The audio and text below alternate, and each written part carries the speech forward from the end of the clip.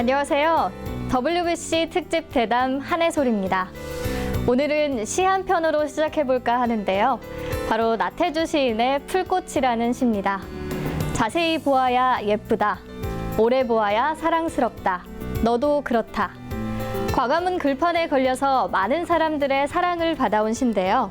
여러분은 주위에 꽃처럼 사랑스럽게 바라보는 사람이 몇 명이나 되시나요?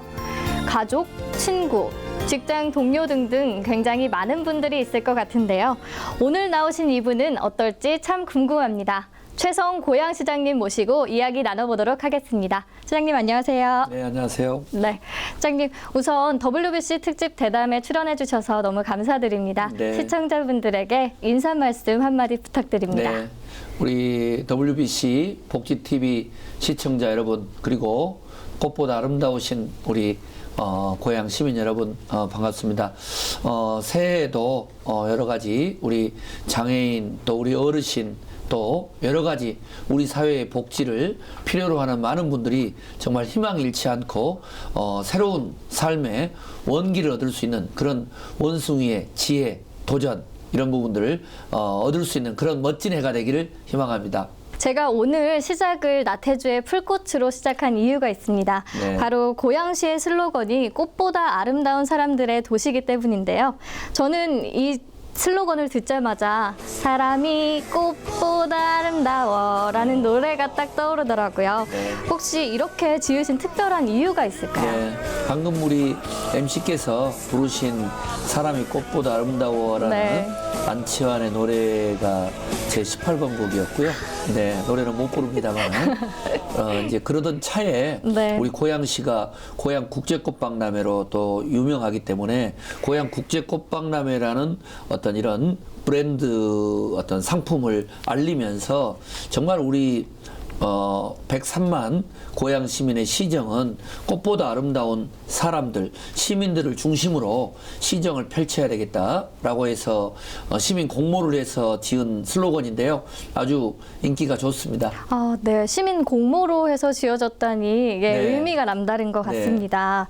네. 고양시 하면 킨텍스도 킨텍스지만 사실 뭐니 해도 가장 먼저 떠오르는 것이 고양 국제꽃 박람회입니다. 2016년 고양 국제꽃 박람회는 어떻게 준비되고 있나요? 네.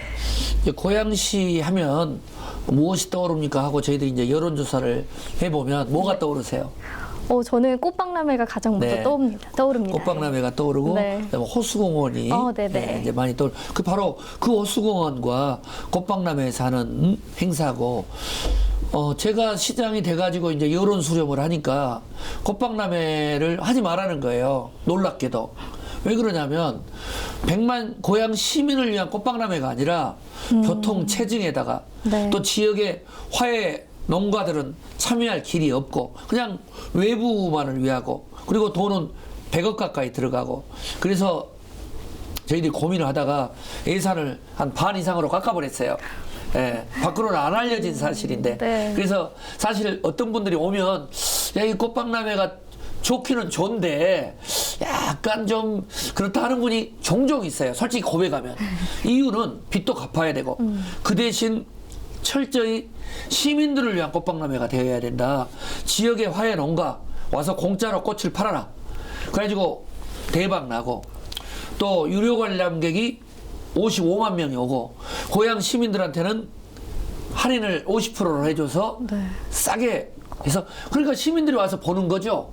아, 우리의 꽃박람회가 되고 우리 화훼 산업이 육성이 되고, 그 다음에 3년마다 그 대신 돈을 깎는 대신에 3년마다 한 번씩 하는 걸 야심차게 매년 국제 꽃박람회를 하자, 이렇게 해가지고 4년 연속 3천만 불 수출 계약을 이렇게 한 거예요. 3천만 불이라 하는 것은 약 350억인데 1년 대한민국 화훼 수출의 3분의 1이에요. 놀랍잖아요? 네. 그리고 각 공중파 방송사들, 뭐 지역 언론이 한 달 내내 고양시를 홍보하고, 그 고양시를 홍보하는 브랜드 가치는 조 단위가 넘을 정도로 엄청나죠. 효과를 네. 가져다 준 거죠. 최근 고양시가 지방채를 모두 갚고 부채 제로를 실현하면서 시민들에게 이 부채 제로 실현이 어떤 의미가 있는지 궁금합니다. 네. 제가 시장이 되면서 여러 가지 어떤 시장이 될 건가를 고민을 많이 했습니다. 근데 아무튼 시민들에게는 가족과 같은 시장, 이걸 제일 중요한 목표로 설정을 했어요. 이제 그러다 보니까 생긴 문제가 저희 집에서는 우리 딸이나 아들 저는 확실히 당신은 시장은 잘하는 것 같다. 왜 103만 시민한테 하는 걸 보면 참 대단한데 지극정성인데 왜 우리는 시민 대접을 안 해주느냐. SNS에 띄우겠다 이런 아주 제가 참 협박을. 네, 협박 아닌 협박을 받고 있을 정도입니다.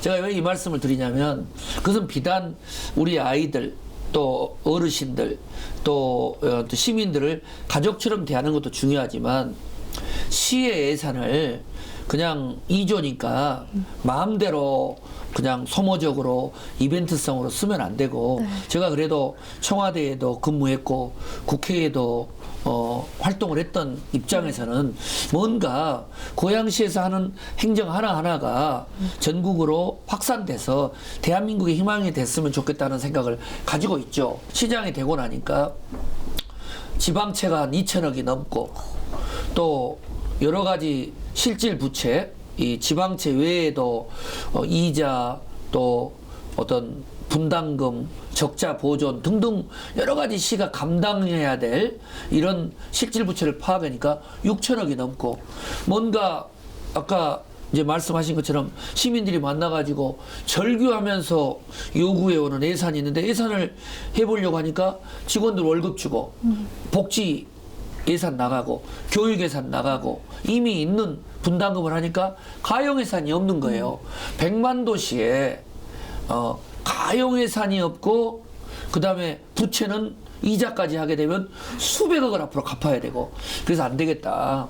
일단 빚 없는 고양시를 한번 만들어 보겠다 해서 6년 노력한 결과 금년 초에 지방채 제로 그리고 실질 부채 6천억에 가까운 걸 제로로 만들었습니다. 이제 남아 있는 건 뭐 국비 3억 지원하는 이건 국가에서 갚는 거고 또 예상치 못한 우발 부채라든가 통합 관리 기금 이런 걸 빼놓고는 저희들이 인구 50만 이상 도시 중에 최초로 부채 제로 도시가 되다 보니까 이제 뭐 전국에 난리가 난 거예요. 왜냐하면 다른 지자체에서 뭐 서울, 인천 이런 데는 수조가 넘거든요.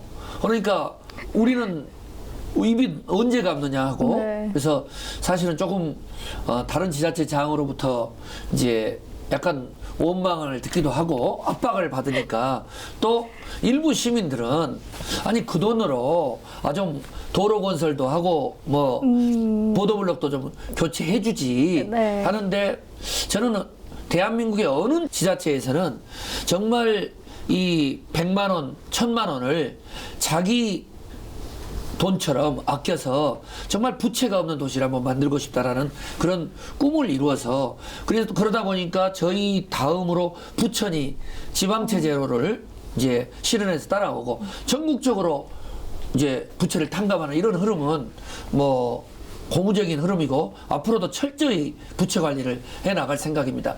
네. 이렇게 열심히 뛰다 보니까 항상 1년 내내 목소리가 목이 쉬어가지고 이렇게 불쌍하죠. 네. 열정적인 모습 너무 멋있으세요. 네. 최근에 백세 인생이라는 노래가 굉장히 인기를 끌고 있잖아요. 네네. 늘어난 수명만큼이나 건강하고 활기차게 노후를 보내는 것도 굉장히 중요한 일인 것 같은데 혹시 고양시에서는 어르신들을 위한 일자리나 사회 참여 문제를 어떤 식으로 풀어나가고 계실까요? 네. 우선 백세 인생 이야기를 하시니까 이야기 드리면 저희 고양시에 100세 이상 사시는 분들이 한 200여 분 될 정도로 아주 장수 도시입니다. 근데 저희 이제 고양시에서 최초로 조례를 만들어서 기초노령연금 외에도 100세가 넘으시면 저희들이 월 5만 원씩 생활비 지급을 해드리고 생일상도 차려드리고 또 장례비 지원도 100만 원씩 해드리는 이런 아주 특별한 네. 100세 이 수당 조례가 있습니다. 네.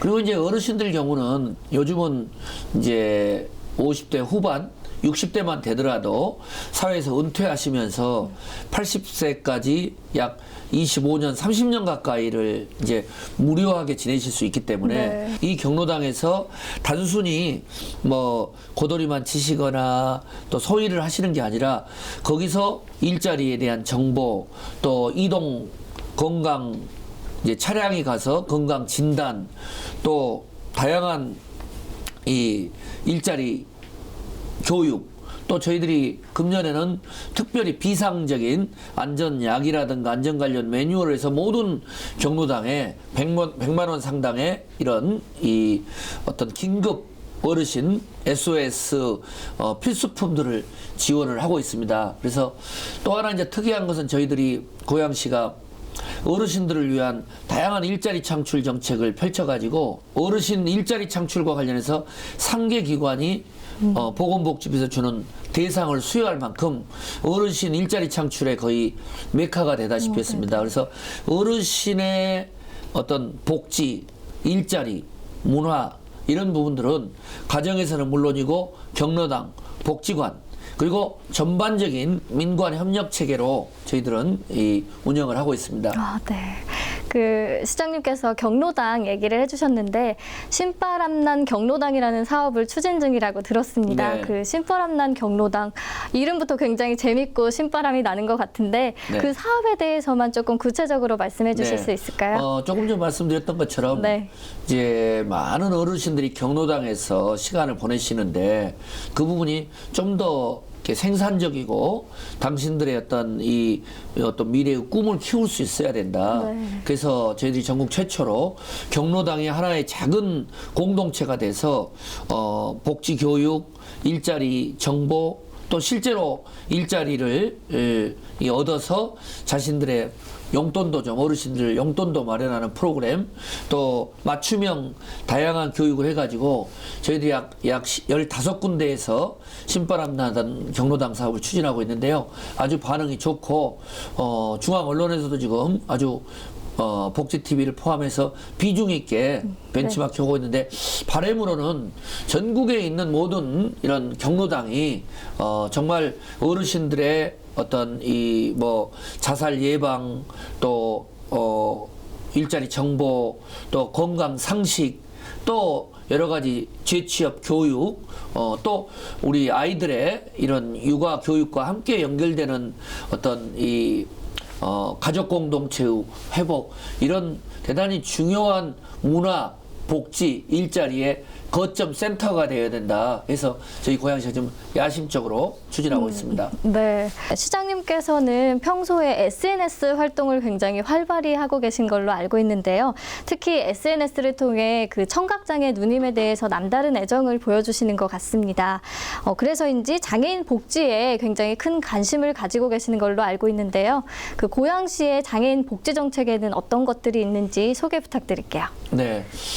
뭐 이제 장애인의 경우는 제일 중요한 부분이 장애인을 어떻든 이 차별적인 인식을 하지 않고 우리 모두가 언제든지 장애인이 될 수가 있다 이런 인식이 중요할 것 같습니다. 저도 어떻든 저희 누님이 어렸을 때부터 청각 장애인이고 또 매형도 청각 장애인으로서 목사님이시고 또 저희 돌아가신 이제 아버님은 또 치매를 조금 앓으셨고 나중에 식도암으로 돌아가셨고 이런 과정들을 본다면 결국은 장애인들에 대한 투자와 관심은 본인의 가족들과 자기 자신의 미래에 대한 투자다 이 인식이 중요할 것 같고요. 네. 바로 이제 그런 이유로 저희들이 복지 예산도 아까 말씀드렸던 것처럼 4천억에 가까운 정말 시 재정으로서는 감당하기 힘들 정도의 이 40% 이상의 예산을 복지 예산에 쓰고 있고, 장애인 예산도 500억 정도 투입을 해서 과거보다 2배를 투입하고 있습니다. 하지만 그럼에도 불구하고 우리 사회의 장애인 숫자가 획기적으로 늘어나고 있기 때문에 거기는 중증장애인, 지체장애인, 청각장애인, 시각장애인, 또 어르신 장애인, 여성 장애인, 이런 다양한 장애인들이 있는데 이걸 돈으로만 할 수가 없다. 결국은 시정을 펼치는 데 있어서 그분들이 소외감을 느끼지 않고 장애인의 일자리, 또 장애인 문화, 장애인 복지, 또 비장애인에 대한 인식 차별, 이런 부분들이 아주 중요하다고 보고요. 뭐 오늘 이 자리에서 다양한 장애인과 관련된 정책을 소개해 드리기에는 시간이 제한되기 때문에, 중요한 것은 장애인 정책, 복지 정책은 돈이 능사가 아니다. 너무 우리 사회가 그냥 이 예산 중심으로 진행이 되고 있는데, 예산도 중요하지만 거기에는 우리의 따뜻한 공동체적인 가족과 같은 마음이 중요하다고 보고, 또 제가 저희 작은 누님을 페이스북이나 아니면 인사말 할 때 이야기하는 것도, 저도 이런 가족의 아픔이 있다. 여러 우리 장애인들을 대할 때 가능하면 우리 가족과 같은 그런 마음으로 세심하게 배려를 하겠다는 그런 저의 작은 마음의 표시죠. 네. 역시 장애인이 행복한 도시, 따뜻한 고양시라는 비전에 맞게 많은 노력을 기울이고 계신 것 같습니다. 그렇다면 지금까지는 노인과 장애인과 관련된 복지 정책에 대해 이야기 나눠주셨는데요. 다음으로는 여성과 관련된 정책에 대해 한번 이야기 나눠보도록 하겠습니다. 고양시는 여성 친화 도시로 지정됐을 만큼 양성 평등 정책에도 앞장서고 있는데요. 여성들의 사회 참여를 활성화하기 위한 방안으로는 어떤 것들이 있을까요? 네. 어떻든 우리 사회가 아직도 가정 내에서나 이런 주변에서는 여성의 이런 그 권익 증진이 과거보다는 비교할 수 없죠. 뭐 저만 하더라도 저희 집에서 처 있고 딸 있지만 TV 채널권도 저에게 네. 주어지지 않고 있고, 외식을 가더라도 뭐 처하고 딸이 정하면 따라가는 아무런 네. 이 영향력이 없지만, 그럼에도 불구하고 우리 사회 전반을 놓고 보면 아직까지도 남성 중심이고, 여성에게는 출산, 그리고 또 보육, 그리고 또 시어머니와 같은 고부간의 갈등과 같은 아주 여전히 존재하고 있는 그런 여성에 대한 이중 삼중의 제약이 있는 건 사실이죠. 네. 그러다 보니까 OECD 이런 선진국가에서 여성의 사회적 진출도 많이 이제 부족하고요. 우리 뭐 MC분도 마찬가지로 결혼하셨나요? 아직 안 했습니다. 네. 결혼을 하시게 되면 네. 아이를 키우는 문제, 육아 문제, 출산의 문제, 그리고 또 맞벌이의 문제, 네. 뭐 이루 말할 수 없는 문제들이 있는 건데, 이런 문제들이 결국은 우리 딸의 문제고 우리 어머니의 문제고 또 어르신들의 문제인 거죠. 네. 그래서 이제 그런 점에서 저희들은 기본적으로 여성 자체에게 어떤 예산 지원을 한다는 것도 중요하지만, 도시 자체가 어머니와 같은 모성애, 우리 딸과 아내와 어머니를 위한 그런 여성 친화 정책을 고양시가 펼쳐야 되겠다라는 차원이고요.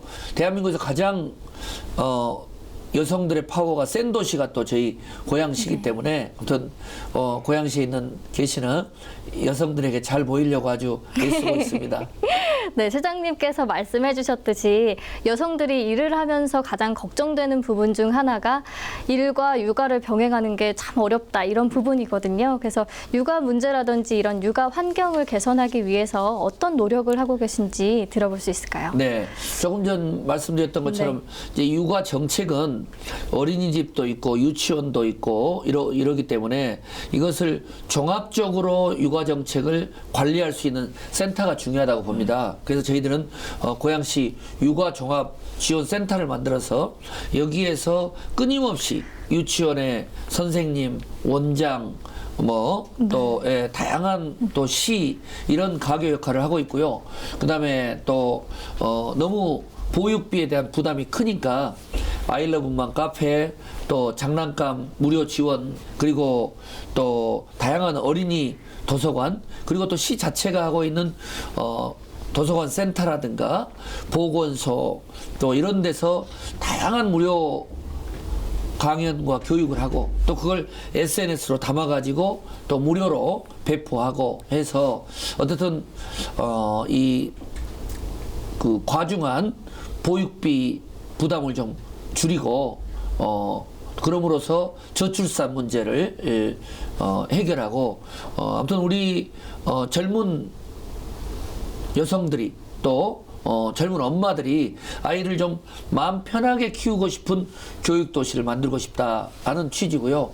그런 노력 덕분에 저희 고양시가 대한민국에서 가장 살기 좋은 도시고, 그 중에서도 교육 환경, 주거 환경이 가장 높고, 최근에 저희들이 제가 시장 됐을 때만 해도 6년 전에만 해도 95만이 좀 넘었는데 저희들은 지금 103만이 육박해 가는데 많이들 고양시로 이사해 오시는데 이렇게 그 젊은 엄마들이 많이 이사 온다는 통계를 접했습니다. 네. 환영합니다.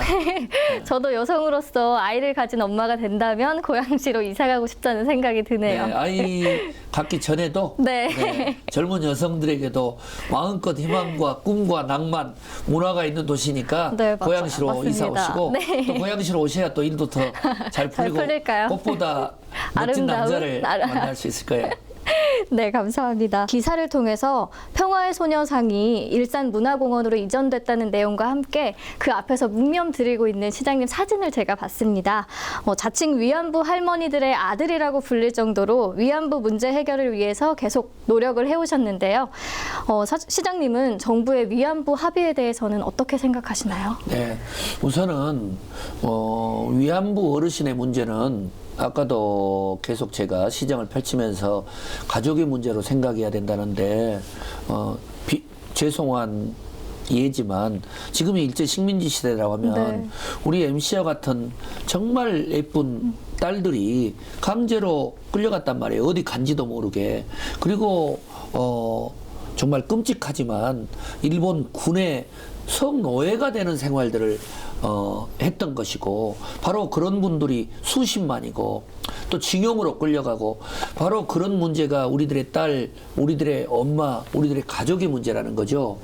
제가 정치에 입문하기 이전에 첫 직장이 기독교 사회문제연구원이라는, 그것이 80년대 후반에 가장 먼저 우리 위안부 어르신 문제를 다루었던 연구소였고, 바로 그 인연 때문에 한 30년 넘게 이 자리에 여기까지 왔는데요.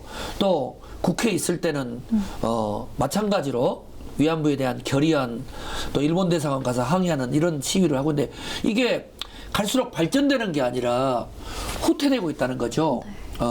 이제 44분밖에 남지 않았고, 제가 위안부 어르신들 계시는 곳을 종종 찾아가면 눈물 지어요. 우리 아무것도 원치 않는다.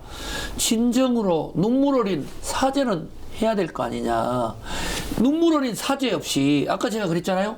복지 문제를 돈으로 해결하려고 한다. 이게 아닌 것처럼 위안부 문제를 약간의 보상금으로 해결하려고 하는 그런 시도들은 정말 우리가 단순히 위안부 어르신의 문제는 한일 간의 정부 책임이 크죠. 그러나 이거보다도 더 중요한 건 우리 국민들이 깨어 있어야죠. 그래서 이 위안부 문제에 대한 접근은 비단 오랜 옛적의 어떻든 식민지 시대 우리 할머니들의 어떤 위안부 사과 배상 문제가 아니라 지금 오늘의 이 시점에서 사회 정의의 문제고, 인권의 문제고, 평화의 문제고, 정말 민족 자존의 문제다. 그래서 저희들이 일찍부터 서명운동을 해가지고 반기문 유엔 사무총장에게 20만에 가까운 서명운동을 주고, 소녀상을 먼저 만들고 이전을 하고, 위안부 어르신들 찾아가서 시립합창단과 눈물 어린 공연을 해드리고 끌어안고 절을 올리는 것은 무슨 약간의 이벤트인 것이 아니라 진정으로 그분들에게 우리가 사죄하고 정말 끝까지 든든한 버팀목이 되드리겠다 하는 그런 마음의 표시이기 때문에 이것은 어느 지자체의 문제가 아니라 살아있는 양심을 가지고 있는 마지막 정말 인간의 최소한의 어떤 도리라고 저희들은 생각을 합니다. 네. 지금까지 최성 고양시장님 모시고 고양시에서 일어나고 있는 다양한 일들과 함께 위안부 문제에 대한 견해까지 들어보는 시간 가졌는데요. 마지막으로 최성 고양시장님의 앞으로의 계획이 있다면 좀 궁금합니다. 들어보고 네, 싶습니다. 네. 아까도 이야기 드렸던 것처럼 이제 시장이 되면서 가족과 같은 시장이 되고 싶고 또 가능하면 부채가 없는 도시 또 어르신들을 위한 복지의 최고의 도시 또 대한민국을 대표하는 어떻든 신한류 문화예술의 도시 그래서 비단 100만 도시 고향에 머물지 않고 대한민국을 좀 먹여 살릴 수 있는 그러나 또 의미 있는 그런 어떻든 미래 평화통일의 전진기지가 되고 특별시가 되고 또 작은 행정 하나가 그냥 고향 시민만을 위한 것이 아니라 다른 지자체 가능하다면 전 세계에 있는 많은 지자체에게 좀 귀감이 됐으면 좋겠다 싶은데 6년이 지난 지금 상황에서 과분할 정도로 시민들의 도움으로 우리 또 공직자들의 도움으로 잘 이루어졌습니다. 앞으로는 남아있는 이제 임기 동안은 욕심내지 않고 더 민생 속으로 시민 속으로 눈물 짓고 분노하고 일자리를 찾아 정말 이 간절한 이 발걸음을 옮기고 있는 우리의 아들, 딸, 청년들에게 더 세심한 어떤 아버지와 같은 또 아들과 같은 가족과 같은 그런 시정을 펼치겠다 이런 생각뿐입니다. 저도 뭉클하네요. 네. 네, 오늘 최성 고양시장님 좋은 말씀 너무너무 감사드립니다. 네, 오늘 최성 고양시장님을 만나봤습니다. 어르신 일자리 사업부터 국제 로터리 세계 대회까지 꽃보다 아름다운 사람들의 도시를 만들기 위해 다양한 복지 정책을 시행하고 관광산업 활성화에 앞장서고 계시는 최성 고양시장님. 앞으로도 고양시의 발전을 위해 힘써주시기 바랍니다. 꽃 구경하러 가기 좋은 계절 봄이 다가왔습니다. 시청자 여러분들도 밖으로 나가셔서 사랑하는 사람들과 함께 꽃 구경하는 시간 가져보는 건 어떨까요? 활짝 핀 꽃을 보면서 행복한 시간 보내시기 바랍니다. 지금까지 시청해 주셔서 감사합니다.